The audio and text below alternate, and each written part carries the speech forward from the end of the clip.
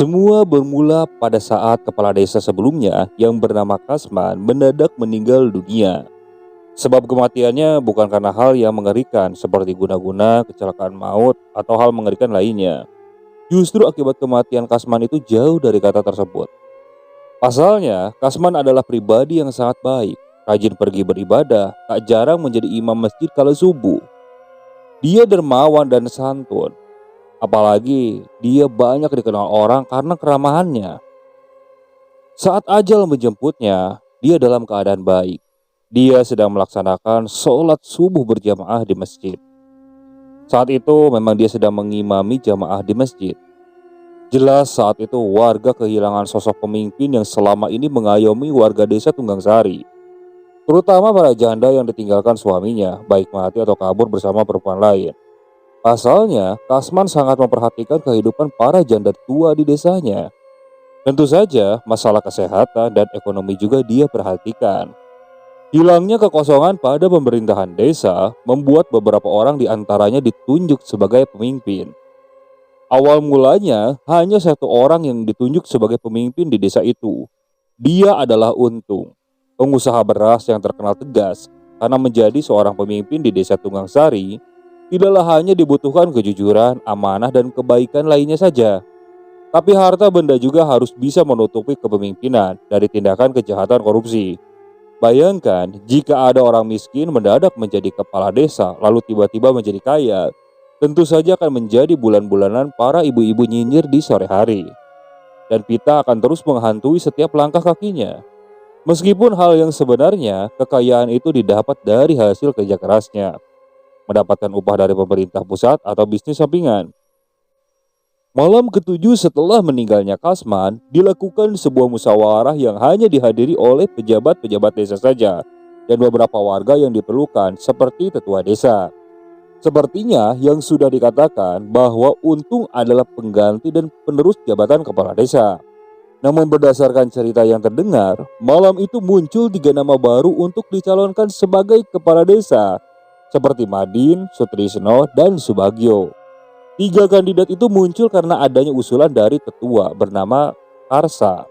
Karsa atau bapaknya almarhum desa sebelumnya atau Kasman, entah apa motif dari hal itu. Mengingat selama ini pencalonan kepala desa hanya berada pada sistem musyawarah saja.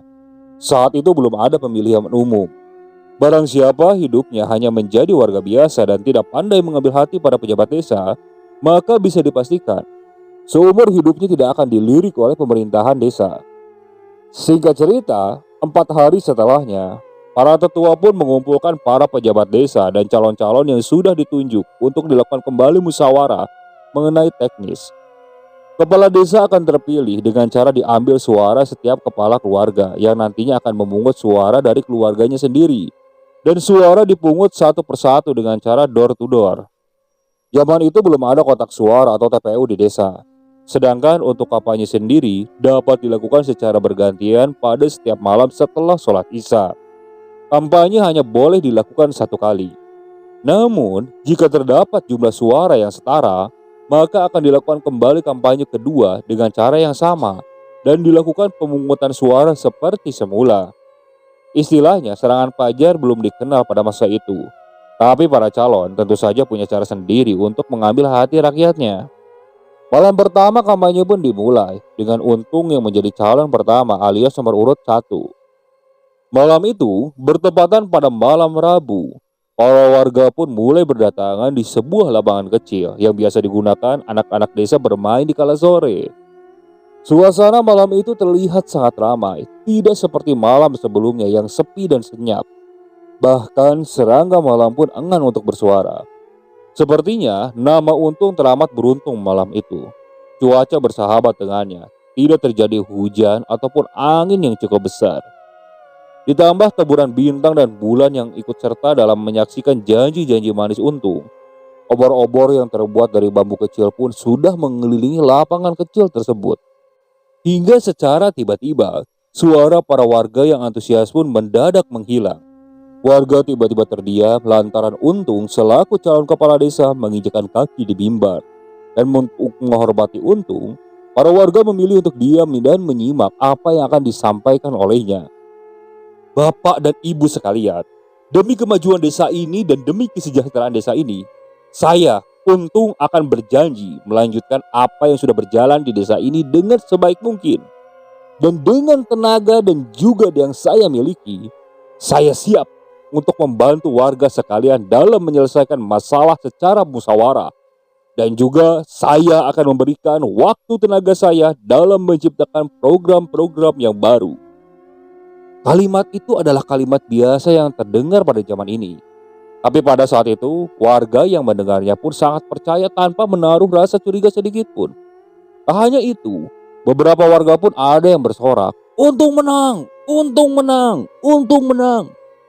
Dari satu suara yang terdengar, justru satu persatu warga ikut bersorak untuk memberikan semangat pada Untung. Namun tidak sedikit pula yang berkata buruk di belakang barisan. "Alah, paling nanti kalau sudah jadi kepala desa, duitnya buat dia sendiri kok." Ucap warga yang nyinyir seperti itu. Malam pun ditutup dengan acara makan-makan kecil untuk memberikan apresiasi kepada warga yang semula dengki dengan Untung.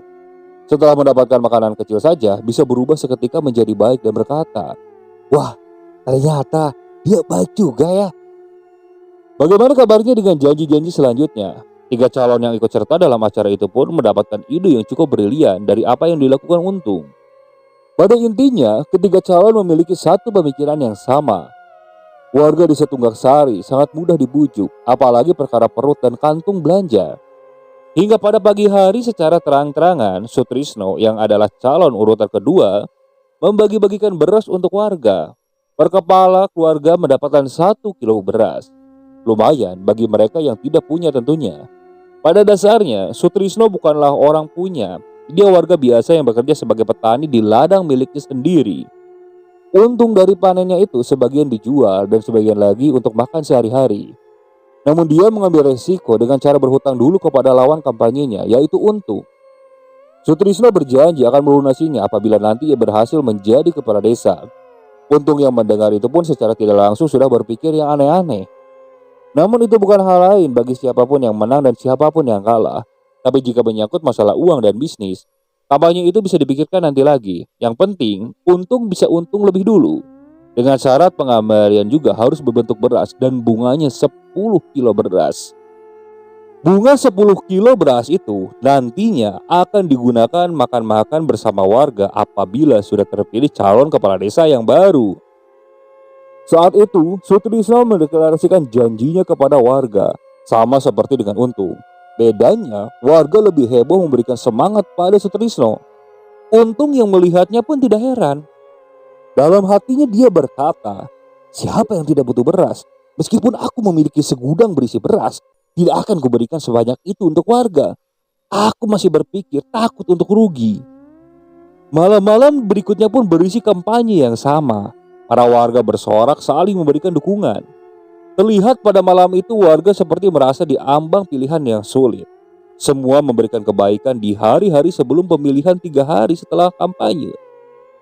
Ada yang memberikan beras seperti Sutrisno, ada yang memberikan gula seperti Madin, ada pula yang memberikan uang Rp20.000 pada setiap kepala rumah tangga. Pada zaman itu, 20.000 saja cukup besar nilainya, seperti Subagio. Ditambah, dia menjanjikan sebuah jembatan baru untuk penyeberangan para warga desa ke desa sebelah. Pasalnya, desa Tunggak Sari adalah kampung yang berada di ujung dari pasar. Para warga yang harus menjual hasil panennya terpaksa bergantian untuk melewati sebuah jembatan yang selalu direnovasi seadanya.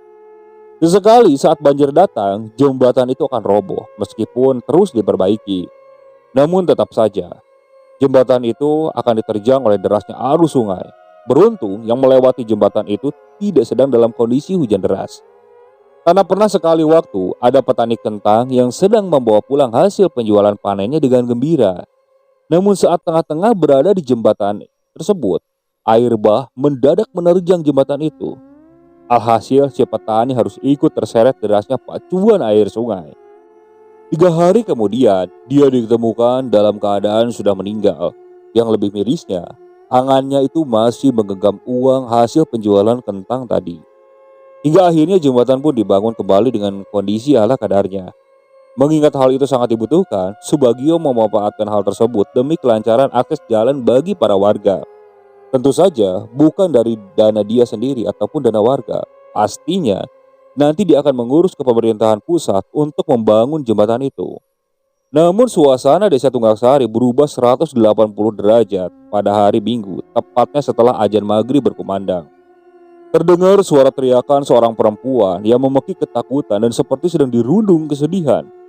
Pasalnya, perempuan tersebut sedang meratapi tubuh suaminya tercinta dan tergeletak tanpa kepala. Semua orang berbondong-bondong ikut melihatnya, meski hanya menonton dalam isak ketakutan, tapi justru membantu membereskan kekacauan itu. Tidak ada satu warga pun yang melewati tragedi itu, kecuali Karsa.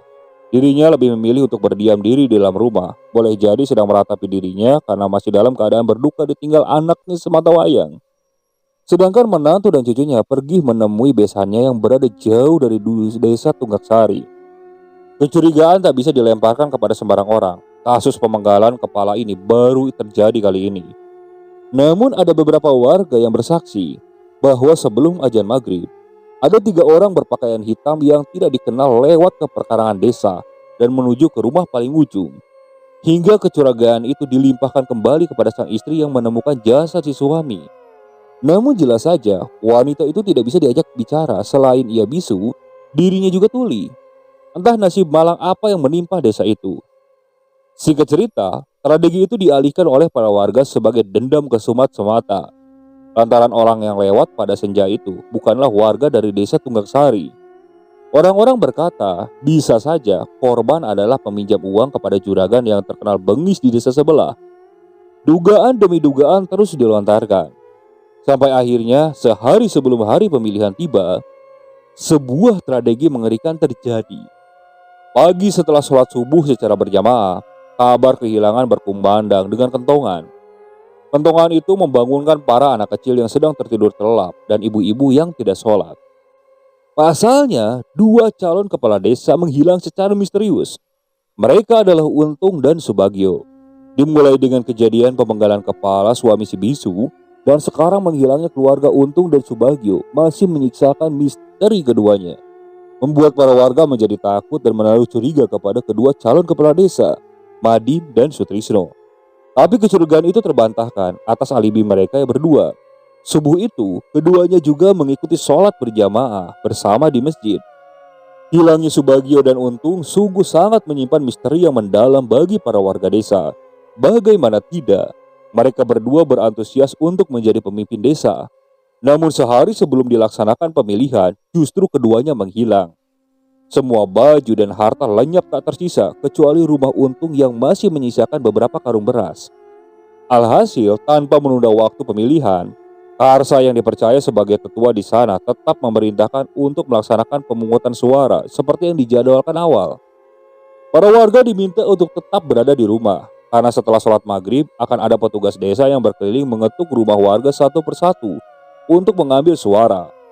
Setelah suara selesai diambil, para pejabat desa pun mulai menghitung suaranya.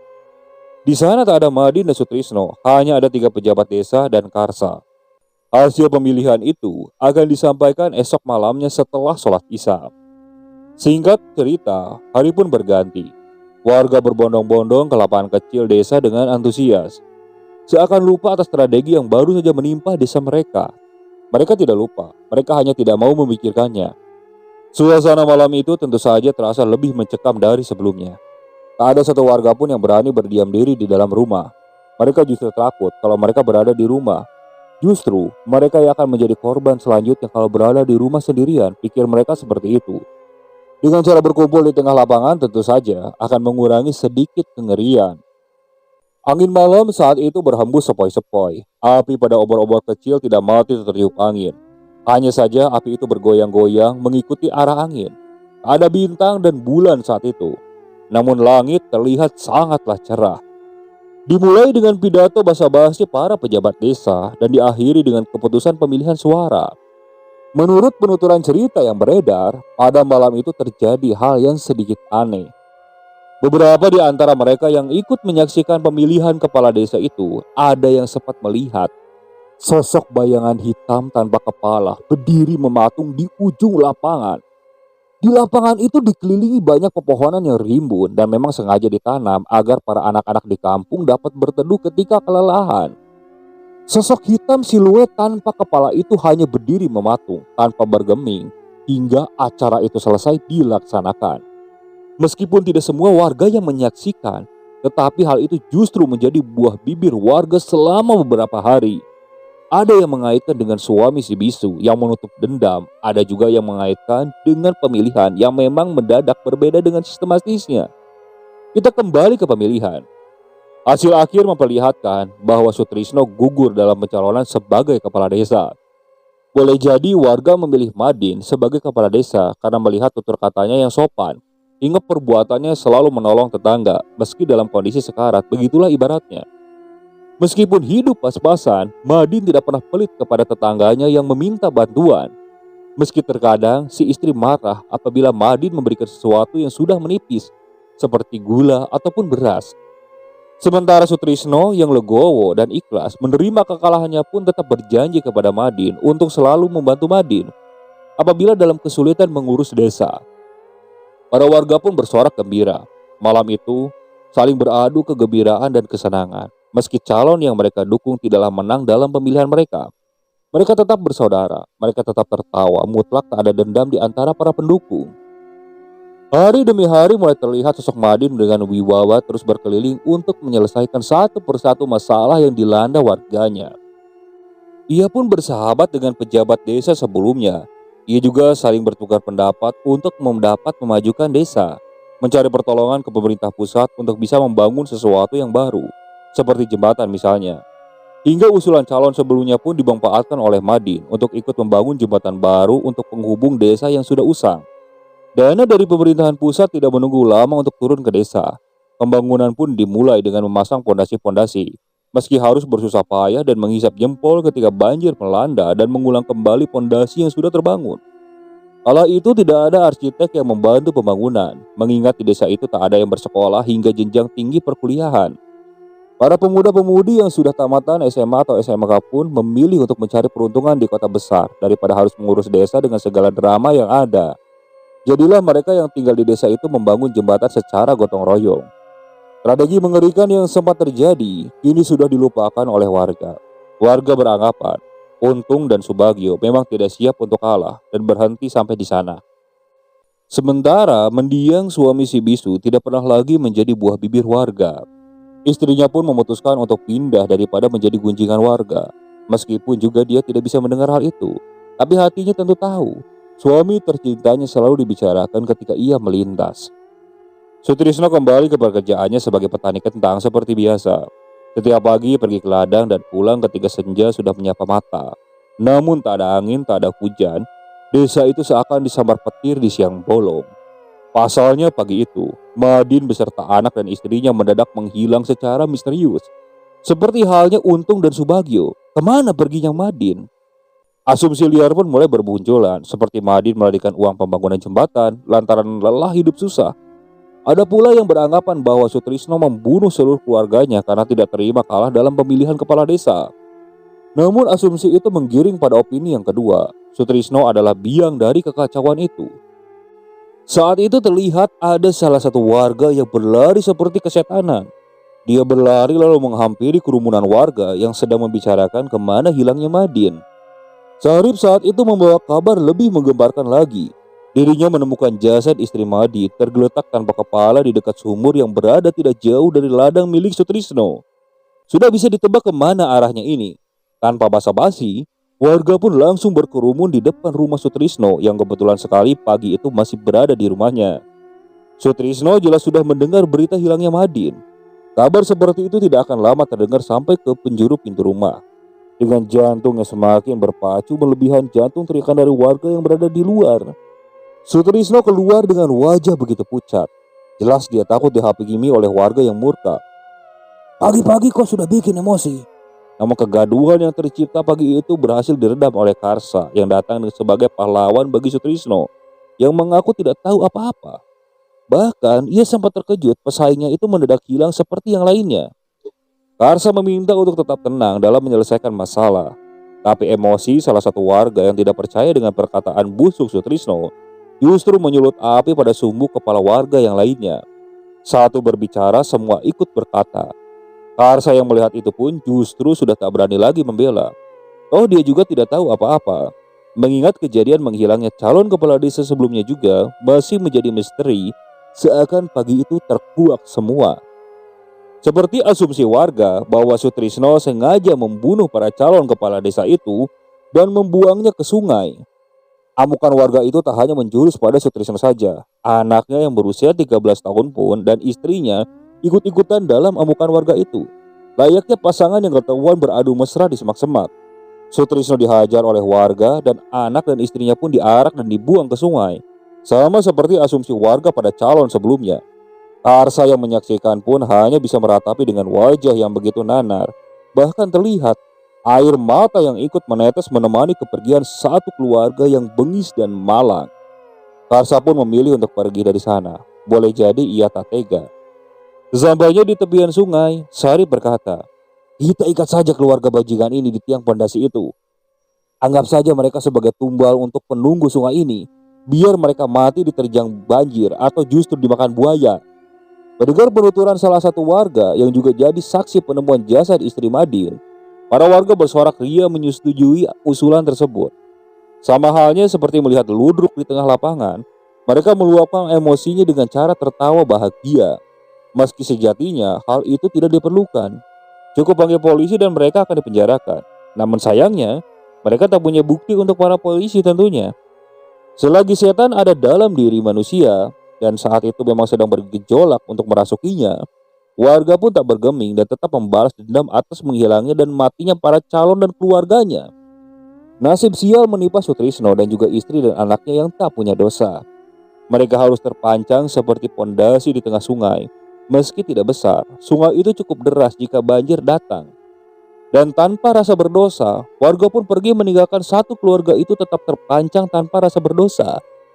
Suara meminta tolong juga, meminta ampun tak didengar oleh para warga. Tangisan anaknya pun tidak membuat warga merasa iba atau kembali untuk melepaskan ikatannya. Warga saat itu benar-benar tega.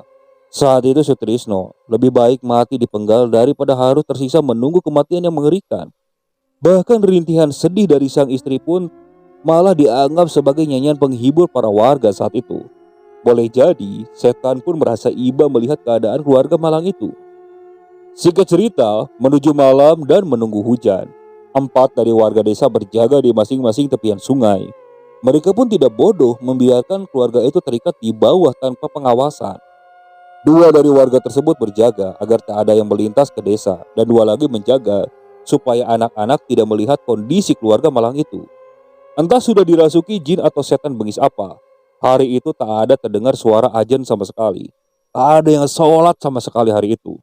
Seperti desa sedang diselimuti oleh angkara murka. Hingga Tuhan pun mereka tidak ingat. Tidak menunggu waktu lama, hal yang ditunggu-tunggu pun tiba. Rintik-rintik hujan sudah turun dari langit, perlahan mengguyur desa secara brutal. Seperti air hujan itu berkehendak untuk ikut membunuh keluarga itu. Waktu pun sudah tidak tahu berada pada pukul jam berapa. Hari gelap sepertinya sudah berlalu dan dapat diperkirakan sudah mendekati waktu tengah malam. Satu persatu warga datang membawa daun pisang sebagai payung tubuhnya. Para warga seperti sedang melihat acara kuda kepang atau tari jaipong atau semacam hiburan pada masanya, sambil menunggu air bah yang datang. Suara rintihan lelah dari mulut satu persatu keluarga yang terpancang pun sampai terdengar oleh para warga lain. Lagi-lagi Karsa tidak ikut dalam proses penyiksaan itu. "Air bah datang, air bah datang, air bah datang." Suara itu berseru dengan gembira menyambut kedatangan air bah. Terlihat jelas, keluarga itu menangis dan memohon untuk segera dibebaskan. Namun tangisan itu tidak dipedulikan lagi. Bahkan jika ada yang tersadar dan berani melepaskan ikatan itu, justru beresiko untuk tertelan air bah. Perlahan aliran sungai mulai deras dan meninggi, melahap secara perlahan keluarga kecil itu. Dimulai dari anaknya yang lebih dulu tenggelam dan masih terpancang, hingga berakhir dengan sepucuk rambut milik Sutrisno yang terlahap ganasnya air sungai. Entah mengapa setelah air itu datang, tak ada sorakan gembira dari para penonton. Mereka terdiam, seakan tersadar, benarkah apa yang sudah mereka lakukan? Sesaat setelah itu, air hujan perlahan pergi dari permukaan sungai. Air sungai seakan sudah selesai menunaikan tugasnya dan memilih untuk pergi daripada menjadi kambing hitam atas kejadian naas itu. Namun entah berapa langkah setelah warga menginjakkan kaki dan pergi dari tempat menonton itu, terdengar suara menggelegar dari penjuru pohon. Suara itu terlihat marah dan dihantarkan oleh angin yang berhembus. Mati! Ditutup dengan tawa yang bergelegar dan membuat bulu roma warga berdiri saat itu. Tak ada yang tahu suara itu berasal dari mana. Yang jelas suara itu terbawa oleh angin dari sela-sela pohon. Singkat cerita, matahari menyongsong pagi. Para warga masih teringat atas tragedi malam itu. Justru terdapat memejamkan mata. Sesaat mereka akan memejamkan mata, terlihat bayangan wajah Sutrisno yang berintih meminta ampun kepada para warga. Semua merasakan hal itu, tak seorang pun, kecuali anak kecil. Mereka berbondong-bondong menuju perairan di sungai. Sesampainya di sana, mereka berharap menemukan jasad keluarga Sutrisno. Namun seperti sesal, memang sudah berada di belakang. Di sana hanya menyisakan pondasi-pondasi yang masih utuh dengan batu-batunya. Seakan memang benar, keluarga itu dijadikan tumbal oleh setan penunggu sungai. Hingga detik ini, tak ada yang tahu kemana perginya jasad tersebut. Boleh jadi dimakan buaya atau kemungkinan-kemungkinan lainnya. Sarip dan beberapa warga lain pergi menemui Karsa dan mencari jalan keluar atas kejadian semalam. Apa yang kalian harapkan? Bukankah kalian yang setuju untuk membunuh keluarga itu? Apa buktinya Sutrisno membunuh Madi dan yang lainnya? Sekarang kalian datang untuk mencari jalan keluar, tutur Karsa dengan datar. Ada dua jalan dari kejadian semalam. Pertama, kubur hidup-hidup diri kalian di tepi sungai untuk menghormati Sutrisno. Atau hidup seolah-olah tak pernah melakukannya. Lanjut Karsa bicara. Tentu saja mereka akan memilih untuk melanjutkan hidup. Siapa orang yang bodoh yang mau mengubur dirinya sendiri? Segila apapun orangnya, ia tak akan mengubur dirinya sendiri. Jadilah semua kejadian itu dianggap tak pernah terjadi. Meskipun itu semuanya bohong. Memang hal yang terjadi tak pernah dibicarakan. Tentu saja hal itu menjadi momok penaklukan bagi para warga yang ikut andil dalam eksekusi. Hari demi hari dilalui oleh para warga dengan ketakutan yang amat mendalam. Tak jarang dari mereka dihantui sosok Sutrisno dan keluarga kecilnya. Sosoknya datang dan terlihat membiru dan mengeluarkan air di setiap lubang pada tubuhnya. Bahkan semua warga desa itu menyaksikan kengerian itu setiap malam.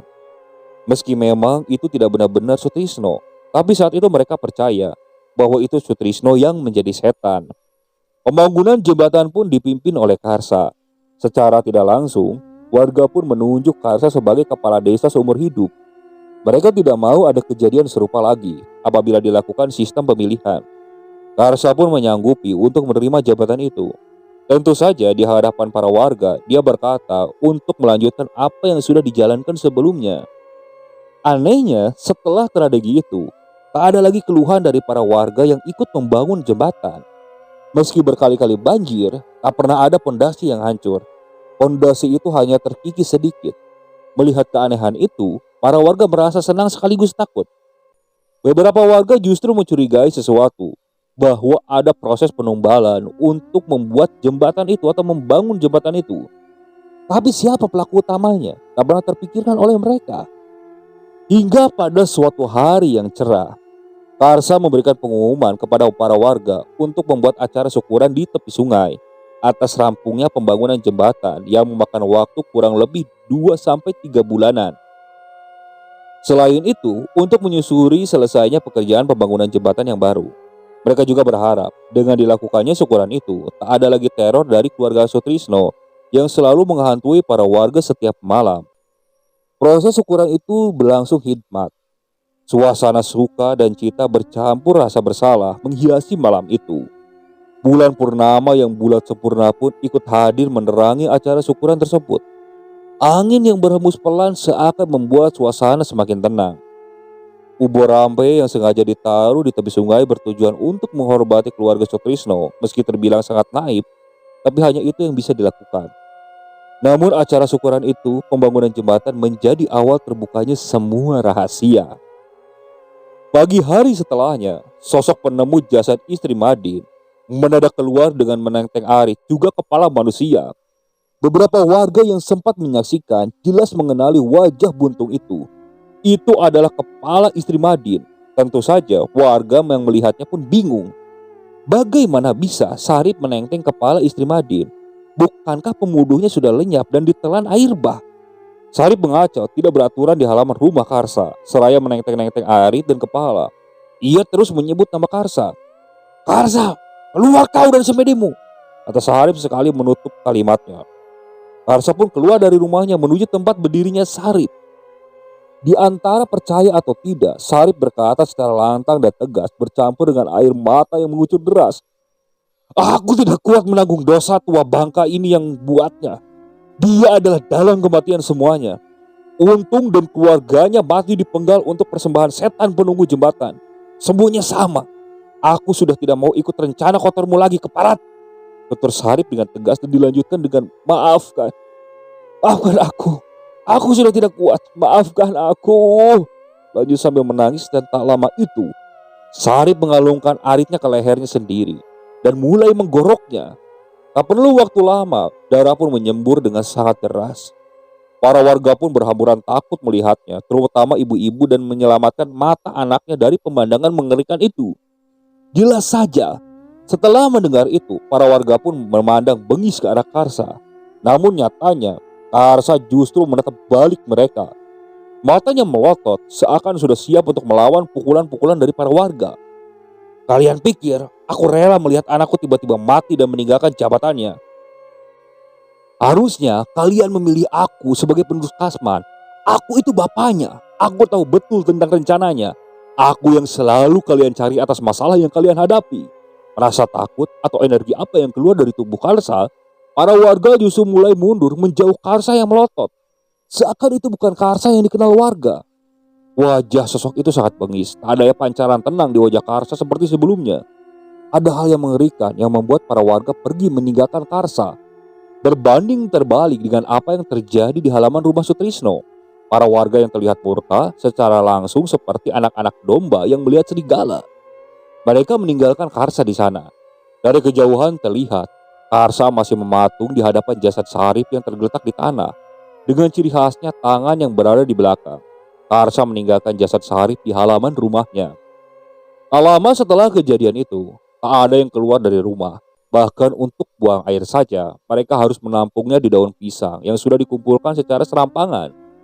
Gangguan demi gangguan terus menghantui para warga. Keluarga Sutrisno terus saja mengganggu para warga. Tapi nasi sudah menjadi bubur. Tak ada lagi yang bisa dilakukan selain meminta ampun pada Yang Maha Kuasa. Namun selama berhari-hari, warga yang mengintip keluar tak pernah melihat Karsa berjalan keluar rumah. Jasad Sarip pun masih tergeletak dengan kepala buntung yang menemaninya. Dan sekali lagi dihinggapi lalat yang berterbangan. Seperti daging yang sudah mulai membusuk. Kesunyian melanda desa itu. Suara hewan pun seakan takut mendekati desa tersebut. Hidup dengan rasa takut yang teramat gila membuat satu persatu dari mereka yang tidak memiliki keluarga memilih untuk mengakhiri hidupnya, baik dengan cara menggantung diri atau justru mati menggunakan celurit. Beberapa dari mereka juga ada yang menjadi gila atau mati mengenaskan di tepian sungai. Namun para warga yang memiliki anak kecil justru memilih untuk pergi dari neraka itu. Salah satu dari warga tersebut ada yang pernah melihat ke rumah Karsa. Namun yang ditemukan hanyalah tubuhnya yang sudah mulai gila dan tertawa sendiri di ujung bilik kamar. Mereka yang memutuskan untuk pergi pun segera meninggalkan desa dan menuju ke kota atau justru menyusul anak-anaknya yang merantau. Oke, sekian untuk cerita kali ini. Saya mohon maaf apabila masih banyak kekurangan dalam pembawaan ceritanya. Saya ucapkan terima kasih kepada para penonton yang masih setia mengikuti cerita dari channel Keramat Horor ini. Semoga kalian selalu diberikan kesehatan, dilancarkan rezekinya, dan dijauhkan dari musibah. Terus ikuti cerita yang dibawakan oleh channel Keramat Horor ini. Assalamualaikum warahmatullahi wabarakatuh.